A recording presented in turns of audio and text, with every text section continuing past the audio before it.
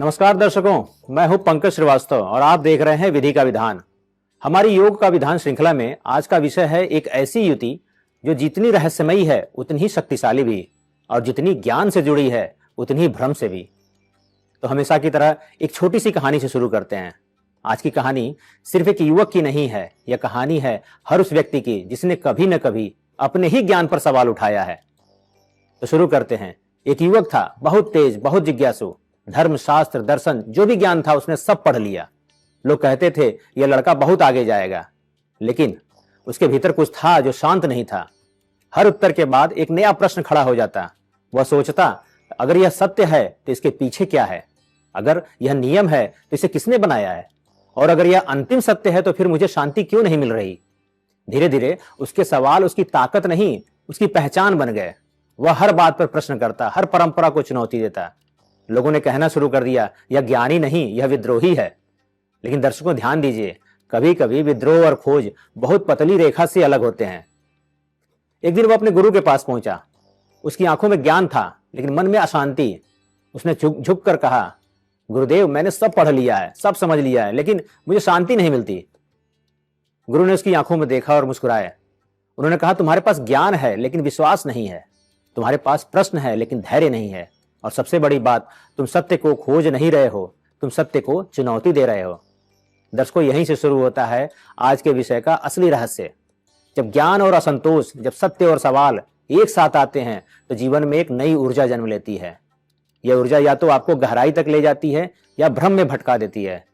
और यही ऊर्जा ज्योतिष में कहलाती है गुरु राहु की युति, जिसे हम कहते हैं गुरु चांडाल योग। अब इसे थोड़ा महसूस करिए। गुरु जो आपको दिशा देता है, जो कहता है यह सही है। राहु जो हर सीमा तोड़ना चाहता है, जो पूछता है क्यों। जब ये दोनों मिलते हैं तो व्यक्ति अंधविश्वासी नहीं रहता। वह हर बात को परखता है, हर सत्य को जांचता है। लेकिन यहीं पर एक मोड़ आता है। अगर संतुलन बना तो वही व्यक्ति महान विचारक बनता है, नई सोच देता है, समाज को नई दिशा देता है। लेकिन अगर संतुलन बिगड़ गया तो वही व्यक्ति हर चीज को शक करता है, किसी को स्वीकार नहीं करता और अंत में खुद अपने ही विचारों में उलझ जाता है। याद रखिए, प्रश्न करना बुरा नहीं है, लेकिन हर उत्तर को नकार देना यह सबसे बड़ी समस्या है। ज्ञान होना बड़ी बात नहीं है, लेकिन उस ज्ञान पर विश्वास होना उससे भी बड़ी बात है। तो अब सबसे बड़ा प्रश्न, क्या यह युति आपको ऊंचाइयों तक ले जाती है या भ्रम के अंधेरे में धकेल देती है? क्या यह आपको एक विजनरी बनाती है या एक भ्रमित विद्रोही? इसी गहरे रहस्य को हम आगे जानेंगे।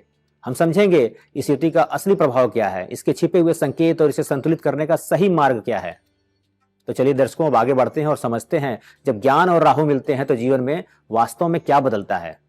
दर्शकों, हम इस युति को और गहराई से समझते हैं, लेकिन बिल्कुल सरल और अनुभव के स्तर पर। आप इसे सिर्फ सुने नहीं बल्कि अपने जीवन में महसूस करें। सबसे पहले गुरु को समझते हैं। गुरु केवल एक ग्रह नहीं है, यह मार्गदर्शन है, यह ज्ञान है, यह वह आवाज है जो आपको भीतर से कहती है यह सही है, यही रास्ता है। गुरु आपको सिखाता है क्या करना है, क्या नहीं करना है और क्यों करना है। अब राहु को समझिए। राहु नियम नहीं मानता, राहु सीमाएं नहीं मानता। राहु कहता है जो सब मान रहे हैं क्या वो सच में सही है? राहु वो शक्ति है जो आपको भीड़ से अलग सोचने की हिम्मत देती है। लेकिन यही राहु आपको भ्रम में भी डाल सकता है। अब जरा इस टकराव को महसूस कीजिए। एक तरफ गुरु जो कहता है यह सत्य है, दूसरी तरफ राहु जो कहता है साबित करो। यही वो क्षण है जहां से शुरू होता है गुरु राहु युति का असली खेल। जब ये दोनों मिलते हैं तो व्यक्ति आंख बंद करके मानने वाला नहीं रहता, लेकिन आंख बंद करके नकारने वाला भी बन सकता है। यानी वह अंधविश्वास से बाहर आता है, लेकिन कभी कभी विश्वास से भी दूर चला जाता है। अब बात करते हैं इसका संतुलन कैसे बनाएं। दर्शकों, अगर यह युति संतुलित हो जाए तो व्यक्ति के भीतर एक अद्भुत शक्ति जन्म लेती है। वह केवल पढ़ता नहीं है, समझता है।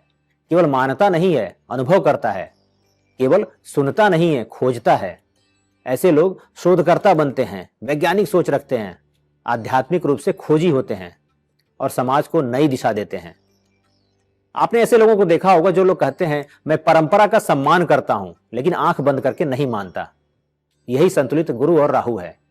ऐसे लोग नई विचारधाराएं लाते हैं, पुराने सिद्धांतों को नए तरीके से समझते हैं और सत्य को समय के अनुसार प्रस्तुत करते हैं। दर्शकों, इतिहास में जितने भी बड़े विचारक हुए हैं उनमें यह संतुलन जरूर था। गुरु का ज्ञान और राहु की जिज्ञासा। और जब यह असंतुलित अवस्था में आता है तो वही जिज्ञासा भ्रम बन जाती है। यही शक्ति का एक दूसरा पक्ष भी है। अगर यह संतुलन बिगड़ जाए तो वही व्यक्ति जो खोजी था वह भ्रमित हो सकता है। वह हर चीज पर शक करने लगता है, किसी की बात नहीं मानता, हर सत्य को चुनौती देता है और अंत में खुद ही उलझ जाता है। ऐसे व्यक्ति के मन में हमेशा चलता है सब गलत हैं, केवल मैं ही सही हूं, और यहीं से जन्म लेता है इंटेलेक्चुअल ईगो, जहां ज्ञान विनम्रता नहीं लाता बल्कि अहंकार लाता है। दर्शकों, यह सबसे खतरनाक स्थिति है, क्योंकि ऐसे व्यक्ति को लगता है कि वह जागरूक है, लेकिन वास्तव में वह भ्रम में जी रहा होता है। एक सबसे गहरी बात याद रखिए, सवाल करना गलत नहीं है, लेकिन हर चीज को गलत मानना यह समस्या है। जिज्ञासा आपको आगे बढ़ाती है, लेकिन संदेह अगर हावी हो जाए तो वही आपको रोक देता है। गुरु सिखाता है विश्वास रखो, राहु सिखाता है जांचो, लेकिन जीवन कहता है विश्वास और जांच दोनों साथ रखो। तो दर्शकों, सबसे बड़ा सवाल यही है, क्या आपकी जिज्ञासा आपको ज्ञान की ओर ले जा रही है या वही जिज्ञासा आपको भ्रम में उलझा रही है? क्या आप सत्य खोज रहे हैं या केवल हर सत्य को चुनौती दे रहे हैं? सोचिएगा, क्योंकि यही अंतर तय करता है आप एक खोजी बनेंगे या एक भ्रमित रूप से विद्रोही। दर्शकों, हम इस युक्ति के सबसे महत्वपूर्ण हिस्से पाते हैं, वो है जीवन के संकेत। ऐसे क्या संकेत हैं जो इस युक्ति के बारे में बताते हैं? क्योंकि याद रखिए, ग्रह केवल आकाश में नहीं चलते हैं, वे आपके भीतर भी सक्रिय होते हैं, आपकी सोच में, आपके निर्णयों में, आपके व्यवहार में। और गुरु राहु युति आपके जीवन में कुछ खास संकेतों के रूप में दिखाई देते हैं। बात पहले संकेत की करते हैं, वो है असाधारण सोच, out of the box thinking. ऐसे लोग साधारण तरीके से नहीं सोचते। जहां बाकी लोग एक रास्ता देखते हैं, वहां ये कई संभावनाएं देख लेते हैं। ये भीड़ का हिस्सा नहीं बनते, ये भीड़ से अलग रास्ता बनाते हैं। आपने देखा होगा किसी चर्चा में जहां सब एक ही दिशा में सोच रहे होते हैं, वहीं यह व्यक्ति अचानक एक बिल्कुल अलग नजरिया सामने रख देता है।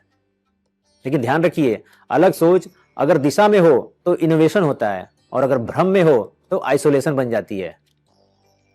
दूसरा संकेत है प्रश्न करने की प्रवृत्ति। दर्शकों, यह स्थिति की सबसे स्पष्ट पहचान है। हर बात पर सवाल करते हैं ये लोग, हर चीज को समझना चाहते हैं और बिना तर्क के कुछ स्वीकार नहीं करते। ये पूछते हैं ऐसा क्यों है, किसने कहा कि यह सही है।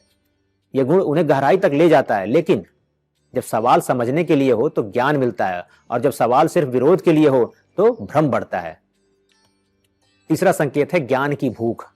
ऐसे लोगों के अंदर सीखने की अजीब सी बेचैनी होती है।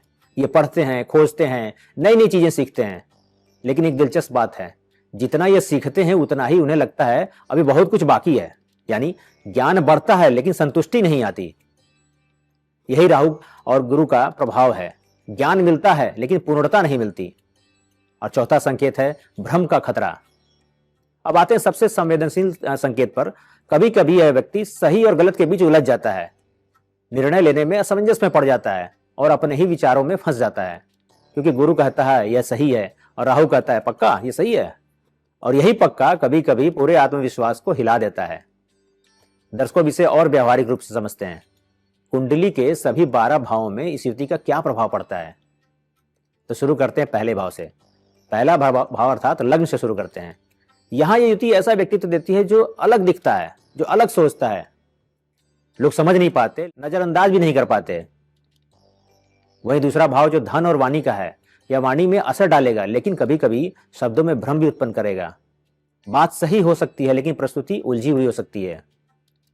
बात अगर तीसरे भाव की करें जो कि पराक्रम का भाव है, यहां युति आपको सेल्फ मेड व्यक्ति बनाता है। जोखिम लेने वाला व्यक्ति होगा, यहां पर रहने वाला, अपने दम पर रास्ता बनाने वाला व्यक्ति होगा। और जब चौथे भाव पर आते हैं तो यहां यह युति आपके मन को हमेशा सक्रिय रखती है, लेकिन शांति की कमी रहेगी। यहां पर ओवर थिंकिंग की संभावना बढ़ जाती है।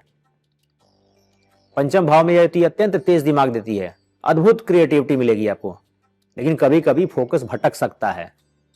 बात अगर छठे भाव की करें तो यहां यह युति आपको तर्क में जीत दिलाएगी। बहस में आपके सामने कोई नहीं टिकेगा, लेकिन अनावश्यक विवाद का खतरा बना रहता है। वहीं सप्तम भाव में यह युति रिश्तों में सवाल खड़े कर सकता है। डाउट, कम्युनिकेशन गैप, ईगो, ऐसा आना संभव है। अगर ऐसा होता है तो टकराव निश्चित है। जब अष्टम भाव में इस युति को देखते हैं तो यहां अकल्ट, ज्योतिष, रिसर्च में गहरी रुचि पैदा करता है। छिपी चीजों को जानने की क्षमता बढ़ती है। और नवम भाव जो धर्म और भाग्य का है, यहां ये युति धर्म पर सवाल खड़े करवाता है, परंपराओं को चुनौती देता है। लेकिन सही दिशा मिले तो आध्यात्मिक ऊंचाई भी इस युति से यहाँ संभव है।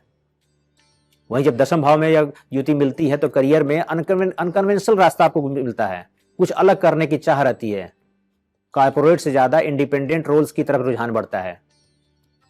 और जब एकादश भाव में यह युति मिलती है जो कि लाभ और नेटवर्क का भाव है, यहाँ यह अलग तरह के लोगों से मिलवाता है, यूनिक कनेक्शन बनवाएगा, अनयूजुअल नेटवर्किंग के रास्ते खोलेगा।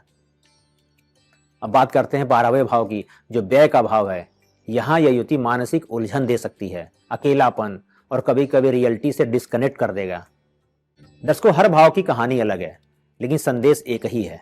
यह युति आपको दो रास्ते देती है, सत्य का खोजी बनना है या भ्रम में खो जाना है। यह आपको बना सकती है एक विजनरी एक कंफ्यूज्ड माइंड। चुनाव हमेशा आपके हाथ में है। आप अपने सवालों को ज्ञान बनाएंगे या उन्हीं सवालों में उलझ कर रह जाएंगे। याद रखिए, गुरु दिशा देता है, राहु चुनौती देता है, लेकिन जीवन उसी का बनता है जो दिशा और चुनौती दोनों को संतुलित करना सीख जाए। दर्शकों, हम इस एपिसोड के सबसे महत्वपूर्ण हिस्से पर आ गए हैं, वो है उपाय।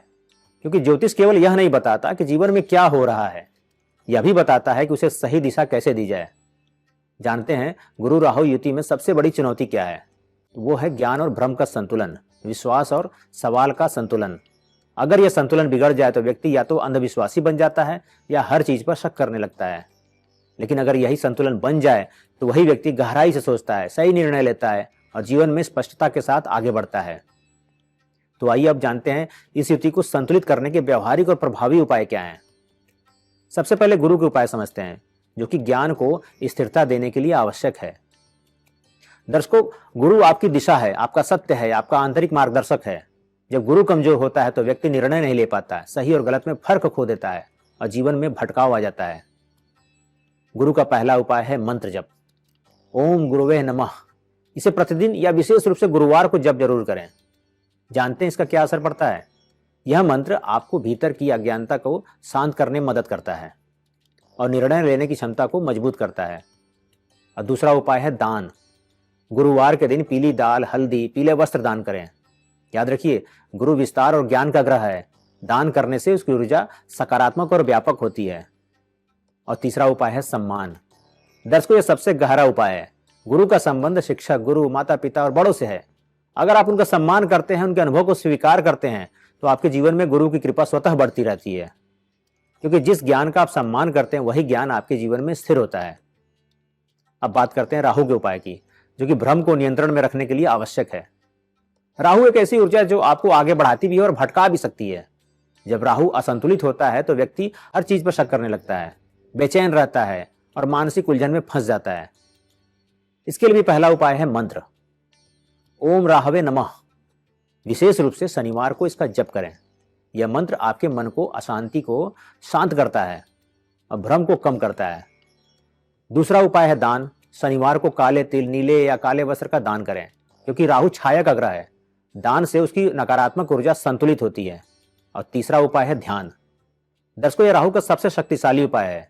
रोज 10-15 मिनट शांत बैठकर अपने विचारों को देखें, क्योंकि राहु आपको बाहर की दुनिया में भटकाता है और ध्यान आपको भीतर वापस लाता है।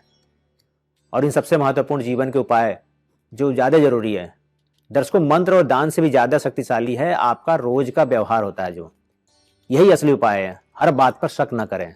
सवाल करना अच्छी बात है, लेकिन हर चीज पर शक करना मन को अशांत कर देता है। सही गुरु का मार्गदर्शन लें। जीवन में एक ऐसा व्यक्ति जरूर होना चाहिए जो आपको सही दिशा दिखाए। राहु सवाल देता है लेकिन गुरु उत्तर देता है। जानकारी और ज्ञान में फर्क समझें। यह सबसे गहरी बात है। जानकारी सिर्फ डेटा है जो आप सुनते हैं और पढ़ते हैं, जबकि ज्ञान वह समझ है जो आप अनुभव से प्राप्त करते हैं। याद रखिए, गूगल आपको जानकारी दे सकता है, लेकिन जीवन आपको ज्ञान देता है। धैर्य रखें। हर उत्तर तुरंत नहीं मिलता है, हर सत्य समय के साथ समझ में आता है। राहु जल्दी चाहता है, लेकिन गुरु कहता है सही समय का इंतजार करो। याद रखिए, अगर गुरु मजबूत है तो जीवन में दिशा होगी, अगर राहु संतुलित है तो जीवन में नई संभावनाएं होंगी। लेकिन अगर दोनों असंतुलित हो जाए तो जीवन या तो अंधविश्वास में फंस जाएगा या भ्रम में भटक जाएगा। इसलिए ज्ञान को अपनाइए, लेकिन अहंकार मत लाइए। सवाल कीजिए, लेकिन संतुलन के साथ, क्योंकि सही ज्ञान और सही दिशा मिलकर स्पष्ट जीवन बनाता है। और यही है गुरु राहु युति को संतुलित करने का वास्तविक उपाय। दर्शकों, अब हम इस पूरे विषय को एक सबसे महत्वपूर्ण प्रश्न पर आते हैं। क्या गुरु राहु युति शुभ है? तो उत्तर है हाँ, यह युति बहुत शक्तिशाली है, लेकिन एक शर्त है, वो है संतुलन। सबसे पहले एक गहरी बात समझ लीजिए, ज्योतिष में कोई भी युति अपने आप में अच्छी या बुरी नहीं होती है। हर युति एक ऊर्जा होती है, और वह ऊर्जा आपको कहां ले जाएगी यह इस बात पर निर्भर करता है कि आप उसे कैसे जीते हैं, कैसे समझते हैं। आपको बता दें, जब यह युति संतुलित होती है तो व्यक्ति के भीतर एक अद्भुत शक्ति जन्म लेती है। वह केवल ज्ञान नहीं रखता, वह नए ज्ञान का निर्माण करता है। वह केवल नियम नहीं मानता, वह नियम बनाता है। वह केवल रास्ते पर नहीं चलता, वह नया रास्ता बनाता है। ऐसे लोग विजनरी हो सकते हैं जो भविष्य देख सकता है, इनोवेटर होंगे जो नया सोच सकता है, थिंकर होंगे जो गहराई से समझ सकता है। आपने देखा होगा, दुनिया में जितने भी बड़े बदलाव हुए हैं वे हमेशा उन लोगों के लिए हैं जिन्होंने गुरु का ज्ञान लिया है और राहु की जिज्ञासा उसे आगे बढ़ाया है। यानी उन्होंने सीखा भी और सवाल भी किया, और यही संतुलन उन्हें साधारण से असाधारण बनाता है। मान लीजिए, अगर यह युति असंतुलित हो जाए तो वही व्यक्ति भ्रम में जीने लगता है, हर चीज पर शक करने लगता है और धीरे धीरे अहंकार में डूब जाता है। उसे लगता है मैं सब जानता हूं, बाकी सब गलत है। और यहीं से शुरू होता है मानसिक अस्थिरता, रिश्तों में दूरी और अंदर ही अंदर असंतोष। याद रखिए, ज्ञान जब विनम्रता से जुड़ा हो तो वह प्रकाश बनता है, लेकिन जब ज्ञान अहंकार से जुड़ जाए तो वही अहंकार बन जाता है। अब इस युति का सबसे गहरा रहस्य समझते हैं। इस महत्वपूर्ण सूत्र को समझिए। गुरु देता है दिशा अर्थात डायरेक्शन, और राहु देता है गति। अब जरा सोचिए, अगर गति हो लेकिन दिशा ना हो तो क्या होगा? व्यक्ति दौड़ेगा लेकिन गलत दिशा में। और अगर दिशा हो और गति ना हो तो क्या होगा? व्यक्ति जानता तो होगा लेकिन आगे नहीं बढ़ पाएगा। लेकिन जब दिशा और गति दोनों मिल जाएं तो व्यक्ति सिर्फ सफल नहीं होता, वह इतिहास बनाता है। दर्शकों, यह युति आपको एक चुनाव देती है। आप अपनी जिज्ञासा को ज्ञान बना सकते हैं या उसी जिज्ञासा में खो सकते हैं। आप नई दिशा बना सकते हैं या भ्रम में भटक सकते हैं। याद रखिए, गुरु आपको सिखाता है सही क्या है, राहु आपसे पूछता है क्यों सही है। लेकिन जीवन उसी का बदलता है जो इन दोनों के बीच संतुलन बनाना सीख जाए। तो दर्शकों, अब सवाल आपसे है, क्या आपकी जिज्ञासा आपको आगे बढ़ा रही है या वही जिज्ञासा आपको भटका रही है? सोचिएगा, क्योंकि यही अंतर तय करता है आप इतिहास बनाएंगे या केवल सवालों में उलझे रह जाएंगे। दर्शकों, अब हम इस एपिसोड के समापन पर आ गए हैं। आज के इस गहन और विचार उत्तेजक एपिसोड में हमने केवल एक युति को नहीं समझा, बल्कि अपने भीतर चल रहे एक द्वंद्व को महसूस किया। गुरु राहु युति केवल एक योग नहीं है, यह आपके भीतर के ज्ञान और भ्रम के बीच की परीक्षा है। आज हमने जाना, गुरु आपको दिशा देता है, राहु आपको सवाल देता है। लेकिन जीवन वही संतुलित होता है जहां दिशा और सवाल एक साथ चलना सीख जाएं। याद रखिए, सवाल करना अच्छी बात है क्योंकि वही आपको आगे बढ़ाता है, लेकिन सही उत्तर खोज लेना वही आपको स्थिर करता है। केवल प्रश्नों में जीना और आपको भटका सकता है, लेकिन प्रश्नों के माध्यम से सत्य तक पहुंचना यही आपको विकसित करता है। अब एक सवाल जो आपके जीवन की दिशा तय कर सकता है, क्या आप सत्य की खोज में हैं या केवल हर चीज पर सवाल करने की आदत में जी रहे हैं? क्या आपकी जिज्ञासा आपको ज्ञान दे रही है या वही जिज्ञासा आपको उलझा रही है? थोड़ा रुक कर सोचिएगा, क्योंकि यही सोच आपकी अगली दिशा तय करेगी। अब बात करते हैं योग का विधान के अगले अध्याय की। अगला विषय और भी संवेदनशील है और भी दिल के बहुत करीब है। चंद्रमा और शुक्र की युति, जहां चंद्रमा आपका मन और आपकी भावनाएं हैं, शुक्र प्रेम, आकर्षण और सुख। जब ये दोनों मिलते हैं तो क्या होता है? क्या यह युति आपको प्रेम में गहराई देती है या भावनाओं में उलझा देती है? क्या यह जीवन को सुंदर बनाती है या अपेक्षाओं का जाल बुनती है? दर्शकों, जब मन और प्रेम आमने सामने आते हैं तो जीवन केवल जिया नहीं जाता, उसे महसूस किया जाता है। लेकिन क्या हर भावना सुकून देती है या कभी कभी वह भावना दर्द का कारण भी बन जाती है? इसी रहस्य को समझेंगे अगले एपिसोड में। इसी के साथ मैं पंकज श्रीवास्तव आपसे विदा लगता हूँ। याद रखिए, सही प्रश्न के साथ सही दिशा मिलकर सही जीवन मिल सकता है। हर हर महादेव।